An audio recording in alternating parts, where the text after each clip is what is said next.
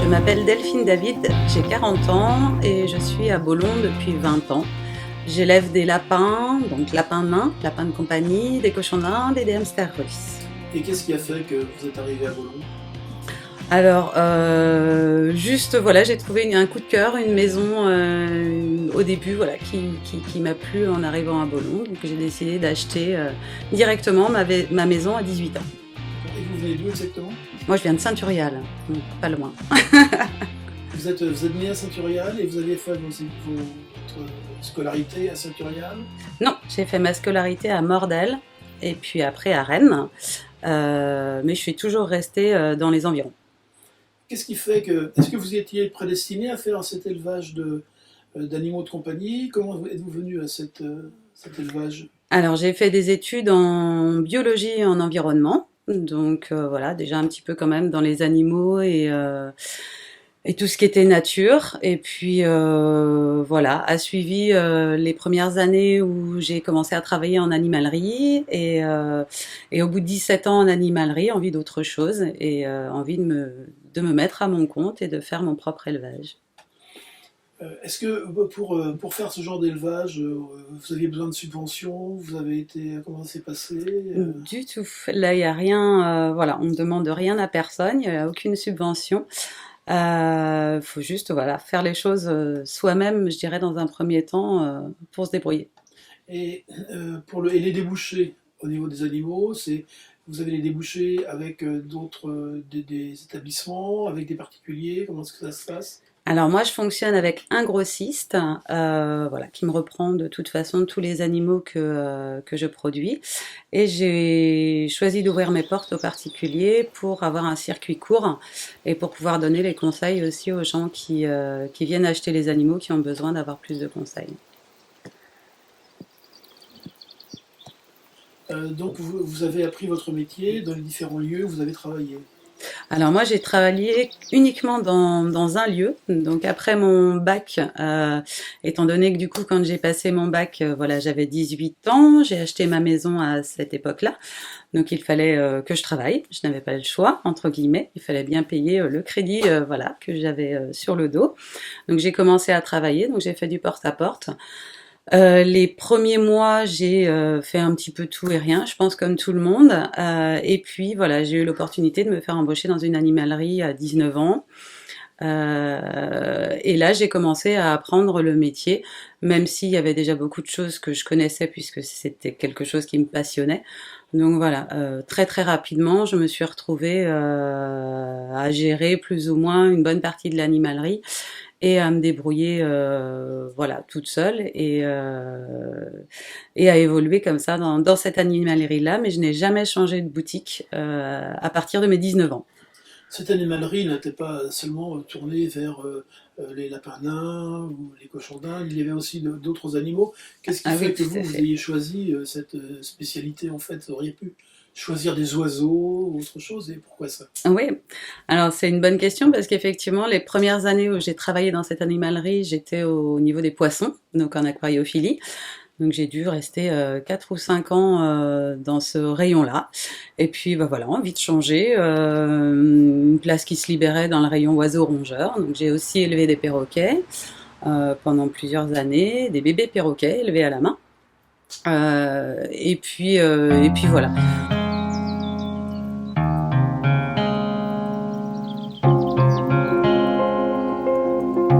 Il y a très peu d'éleveurs de cochons d'Inde ou de lapins de compagnie en France. Il y en a beaucoup, mais à l'étranger. Donc les animaleries maintenant se fournissent à l'étranger. Donc ce qui fait énormément de transport pour les animaux. En plus, malheureusement, voilà, les pays où c'est élevé, il n'y a pas de service vétérinaire. Donc il n'y a aucun suivi, voilà. Donc envie aussi d'autre chose, de faire les choses correctement et que les gens qui avaient envie d'un lapin ou d'un cochon d'Inde puissent se fournir en France déjà et que ce soit de la qualité assez correcte, voilà. Est-ce que vous avez des contraintes particulières au niveau vétérinaire, justement?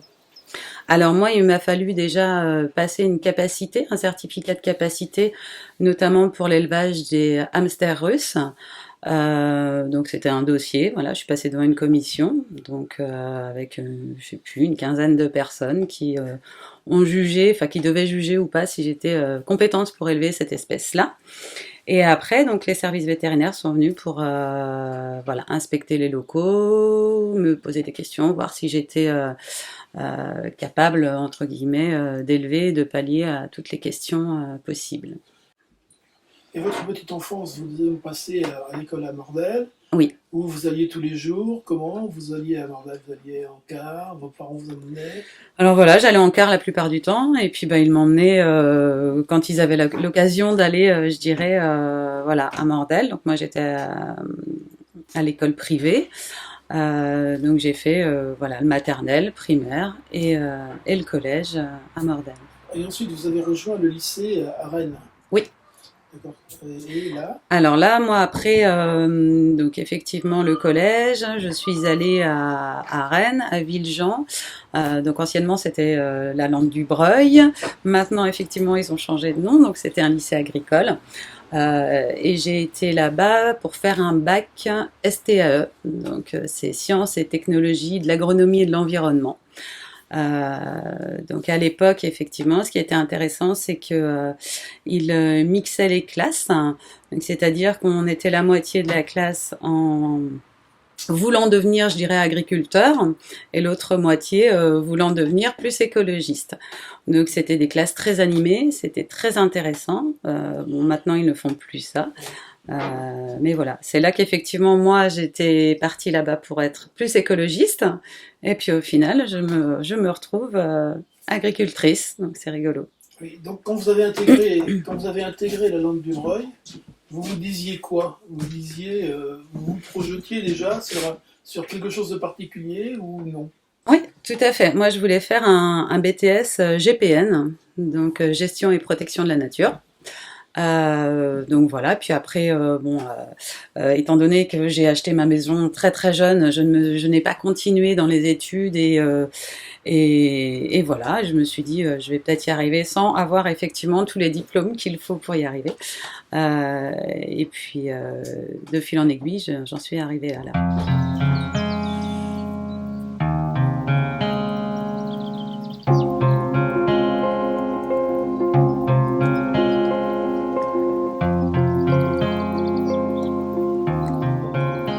Parlons de ce qui vient de nous arriver, là, tout à fait récemment, Oui. et de ce confinement que nous avons subi. Euh, Comment est-ce que vous avez vécu ça, vous, avec votre élevage? Alors, donc effectivement, au début, ça ne me semblait pas être un problème puisqu'on devait être confiné 15 jours, voilà, donc aucun souci, puisque du coup, pendant ces 15 jours-là, je n'avais aucun départ et je continuais à avoir autant de naissances. Et puis au bout de 15 jours, on nous a annoncé que c'était encore pour un mois. Donc là, les problèmes ont commencé, entre guillemets, puisque je continue à avoir des naissances, puisque moi, les mâles, ça faisait... il faut 2 mois de gestation de toute façon pour qu'un petit voilà soit prêt à partir, enfin un mois de gestation et un mois de sevrage. Donc voilà, je me suis vite retrouvée au bout d'un mois et demi avec environ 1000 animaux en trop, entre guillemets, je sais pas si on peut dire ça, mais en trop sur l'élevage. Donc, il y a bien des problèmes de capacité de logement, tout simplement pour les accueillir, pour les entretenir, une quantité de nourriture qui commençait à être énorme à gérer. Donc voilà, plein de problèmes. Donc du coup, j'ai recontacté les services vétérinaires. Je leur ai demandé ce que je pouvais faire. Il n'y avait pas trop de solutions. Ils n'avaient pas trop de solutions à me donner. Ou des solutions qui ne me convenaient pas, en tout cas. Donc, c'est-à-dire éventuellement l'euthanasie des animaux qui devenaient trop grands, qui posaient plus de problèmes, qui voilà. chose que moi je ne pouvais pas faire. Voilà, je me disais qu'effectivement il y avait d'autres solutions, il y avait d'autres. Il m'a fallu un moment pour trouver la solution. Et donc voilà, j'ai demandé effectivement au service vétérinaire à pouvoir passer en refuge, à m'octroyer en fait de pouvoir fournir des attestations aux gens qui souhaitaient venir adopter, étant donné que j'avais décidé moi de donner tous les animaux qui avaient besoin d'être adoptés. Donc au début ils ont refusé puisque voilà, c'est administratif. Donc quand on veut faire changer des choses administratives, ça prend plus que 15 jours pour se faire. Donc voilà, j'ai insisté, puis ils ont fini effectivement par me laisser ce précieux papier à pouvoir fournir aux gens qui voulaient venir adopter. D'accord. Alors ça s'est passé comment concrètement? Alors concrètement, eh bien du coup les gens étaient obligés de venir, enfin de choisir leurs animaux sur photo, puisqu'ils ne pouvaient pas venir se déplacer et choisir parmi les animaux qui étaient disponibles. Donc ils me contactaient par téléphone, je voyais un petit peu ce qu'ils recherchaient, je leur envoyais plusieurs photos, ils choisissaient sur photo et par rapport au caractère que je leur donnais aussi, voilà, par rapport au lapin qu'ils voyaient, au cochon d'Inde qu'ils voyaient. Et donc après, on convenait d'un rendez-vous, donc on se donnait rendez-vous au portail chez moi. Voilà, avec l'animal dans une petite boîte, en gardant les distances, avec bien sûr des masques et toutes les mesures d'hygiène et les protections qu'il fallait. Vous avez senti une certaine solidarité. Comment est-ce que les gens pouvaient savoir qu'il y avait des animaux à adopter? Vous avez passé des annonces? Comment avez-vous procédé? Alors, donc effectivement, moi j'ai juste fait une annonce sur Facebook, une petite page disant que je cherchais à donner mes animaux qui avaient besoin d'être adoptés. Donc ça s'est relayé très très très rapidement. Ça, je sais plus, je crois qu'il y a eu plus de 2000 vues la première semaine.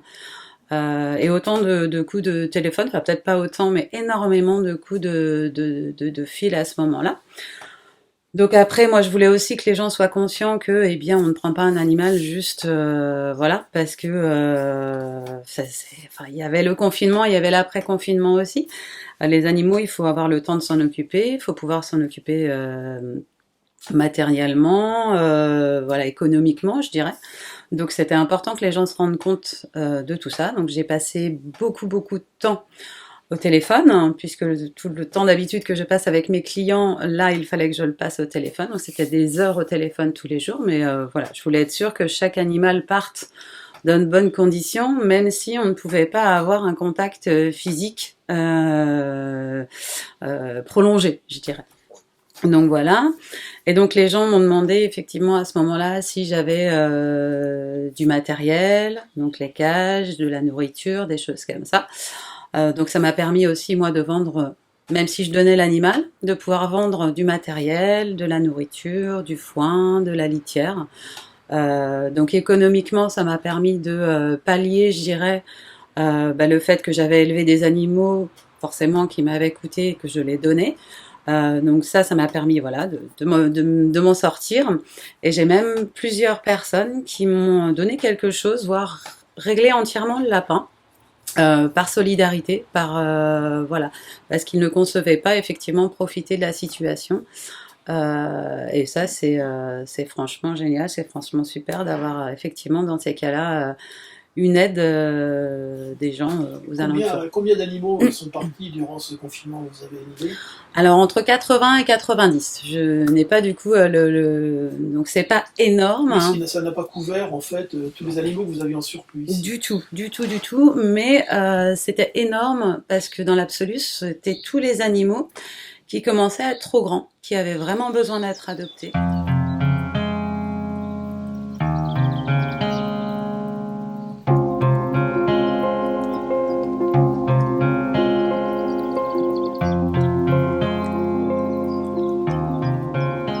Aujourd'hui, à peu près un mois après le début du déconfinement. Est-ce que ça y est, ça commence à se réguler ou pas encore? Tout à fait. Moi, c'est complètement revenu À la normale, les animaleries ont ouvertes, donc mon grossiste a repris aussi tous les animaux que j'avais en plus. Et heureusement, effectivement, que ce grossiste-là, je le connais très bien. C'est quelqu'un qui a toute ma confiance et voilà.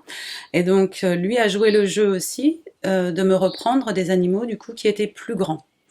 C'était pour nous hyper important que du coup les animaleries comprennent que les animaux devaient être adoptés même avec 15 jours, 3 semaines de plus et qu'on ne pouvait pas voilà, euthanasier des animaux juste parce qu'ils n'étaient pas nés au bon moment.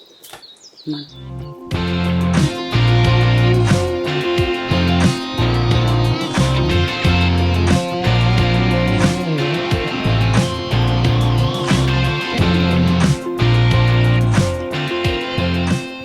Aujourd'hui, par rapport à cet élevage, vous vous projetez comment dans l'avenir? Alors, il y a encore un mois, c'était très compliqué, effectivement, un mois et demi. Maintenant, bon, bah là, voilà, je me dis que c'était quelque chose que l'on ne pouvait pas prévoir. Je pense que personne se serait imaginé, voilà, ça, surtout pas moi. Moi, je suis créée donc depuis 1 an et demi maintenant. L'objectif, c'est bah, de produire plus, je dirais. Jamais je me suis dit, bon, il faut que je produise moins.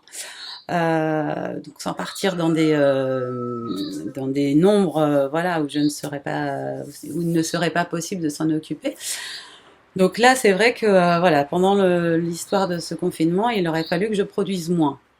Mais maintenant comme c'est revenu je dirais à la normale, je retrouve des clients, j'ai une demande qui est quand même très importante parce que les gens ont envie aussi peut-être un peu plus, moi j'ai trouvé, de passer en circuit court, de revenir à des choses plus simples, plus naturelles, de savoir d'où viennent les animaux, comment ils ont été élevés, de parler à la personne vraiment bah, qui les a nourris, qui les a entretenus, qui voilà, et puis de pouvoir aussi recontacter après l'achat s'il y a besoin d'avoir un conseil, un renseignement. Moi, je suis là pour les clients.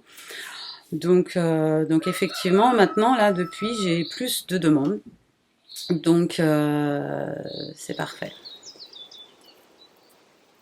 Et quand on rentre chez vous, Oui. il y a aussi d'autres animaux. En fait. Vous êtes un peu, c'est un peu particulier quand on rentre chez vous. Alors, racontez un peu. Effectivement, donc bon, faut aimer les animaux. Bon, je pense que du coup, moi étant ici, donc 99% du temps au moins, voilà, j'avais envie d'avoir un cadre bah, qui me convienne bien. Donc j'aime les poules, j'aime les paons, donc on les a pas encore entendus, mais on les entend assez régulièrement. Voilà, j'aime bien effectivement d'avoir un contact. Je trouve que quand on a des animaux, quand on sait leur donner, je dirais le minimum, ils savent très bien nous le rendre. Donc c'est très agréable d'avoir des animaux en liberté qui viennent, même pour les enfants. Parce que moi j'ai beaucoup d'enfants à venir, puisque bon, bah, les rongeurs sont essentiellement vendus quand même pour des jeunes enfants. Donc voilà, ils sont toujours assez émerveillés en voyant des poules en liberté, des paons en liberté, des cygnes en liberté, voilà. Il y a un étang, il y a un cadre ici qui s'y prête très bien. Donc j'ai eu effectivement cette chance de pouvoir craquer sur cette maison.